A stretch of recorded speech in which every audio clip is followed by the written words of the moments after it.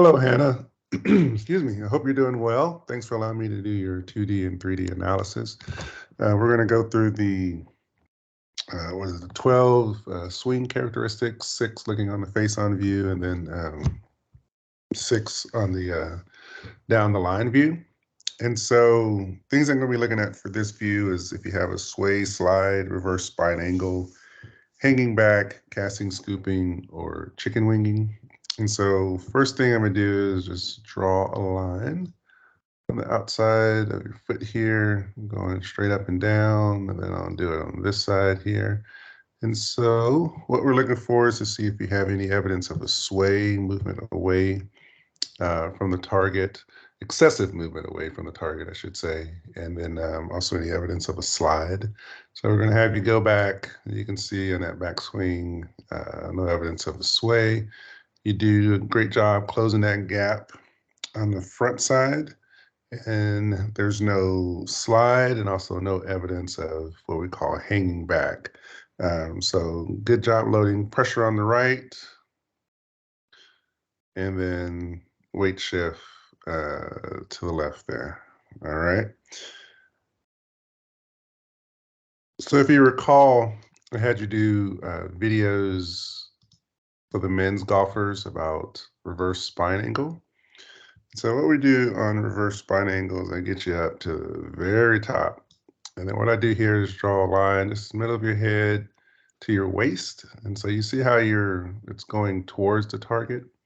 Ideally, we actually want this angled this way.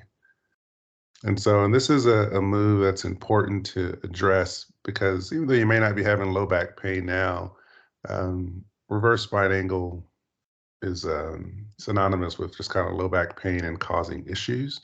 But what it also means is that maybe even though it looked like you were putting a good amount of pressure on that right side, maybe you're actually not, and maybe that pressure was either midline or to the left.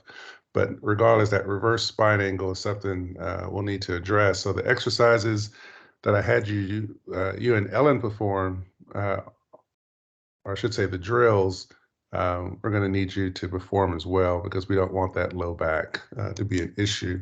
It can affect your overall power. And I suspect you may be doing this as a compensation to generate more power because you do have difficulty separating your hips from your upper body.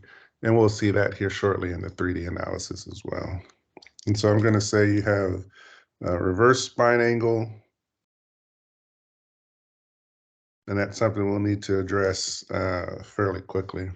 Other thing we look for is if you're casting or scooping. And so when we get you to the top, we're going to draw a nice little angle here to the shoulder and there. You're about 82 degrees.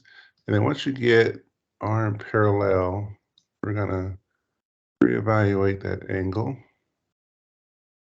And what we want is that angle smaller. And so good, you're compressing there. And so there's no energy leak at all. And then the next thing we look for is just chicken winging. So I just want that left arm straight as you go through. So no evidence of that, and I don't appreciate any scooping at all. All right. So the main thing on this view is just the reverse spine angle. And let's see, is this you? Yeah. So looking from the down the line view, a couple of things I'm looking for is just kind of any evidence of S posture. I did have on my sheet that you had a little bit of S posture. I think you've always had that. And the key is we just want that to go away as you swing, because that can predispose you to a little back pain. Again, you're doing fine now, but we'll have to keep an eye out on that. But as you go through the swing, if you lose it, then it doesn't. So yeah, so here you can see just very subtle, but you lose that S posture. So you're okay from that standpoint.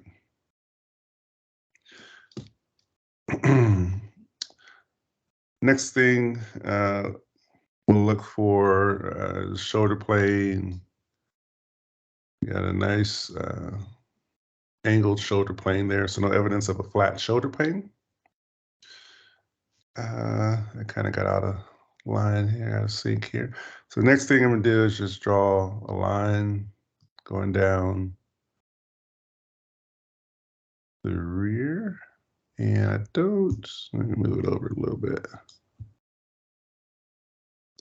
And so what we want is not too much space in between that line. So I'm going to take it through. All right, so we want that right hip to dissect the line. And we don't want too much space. See how those hips are going forward?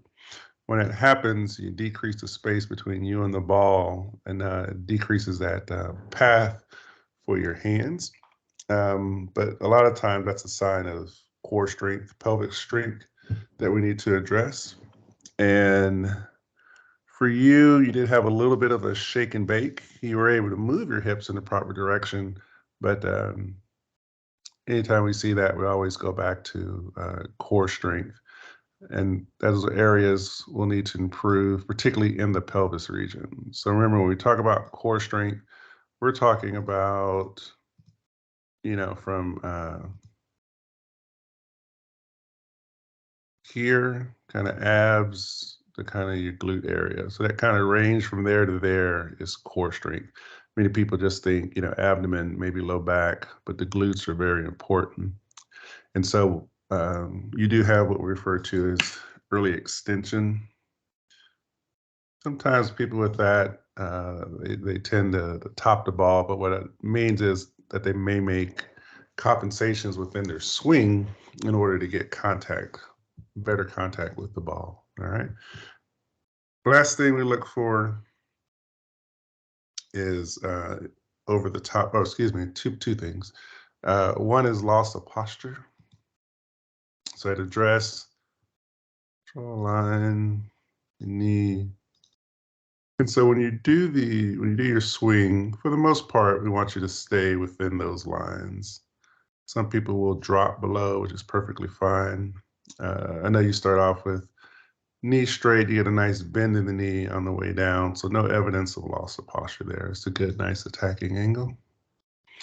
And the next thing we look for is make sure you're not coming over the top. So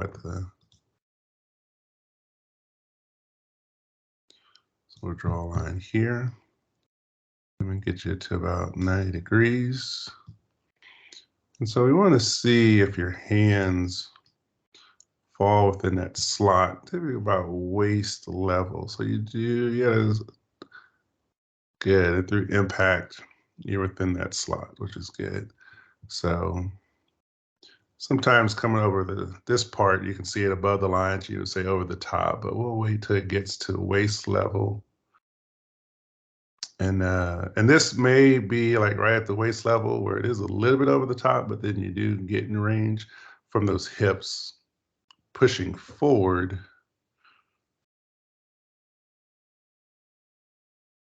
And then you're finally able to get into that slot a little bit later. So pretty good. All right. So the two main things I'm seeing are a little S posture, but again, it goes away during the swing. So that's good. If it persisted, then that actually could be an issue, particularly if you're low back. You have a little bit of early extension, so we just need to work on the hips. And on the other view, we said the reverse spine angle, which can lead to low back issues. So that's something we'll need to address. Now I'm going to switch over to the 3D analysis. And what we're seeing here, this left lower piece is just your X factor, which is a good separation between your pelvis and shoulders. So kind of start off at, no separation, and you can see you get real good separation. Kind of pauses there, and then you get a little bit more right at the very top. And so good X factor. The key thing we're looking at is this top left one. And I'm going to zoom in on it. And then we'll try to make a little sense of it. So what we're seeing here, the orange is your pelvis. The red is your lead arm, or you could just say, you can say the club for that matter, but basically the lead arm. And then the green is your thorax, all right? So what we want to see, you have these nice little valleys here, particularly in the pelvis and the arm. So that just means that's where your power is peaking. And so when this happens, we want the orange to peak first, which here it does. But then we want the green to peak. And you see your green doesn't peak until after the fact. And then we want it followed by the red. So what's happening here is you're not getting appropriate transfer of power from your hips. So the good thing is you are firing from the hips, but on your movement screen, you had difficulty separating your hips from your shoulders.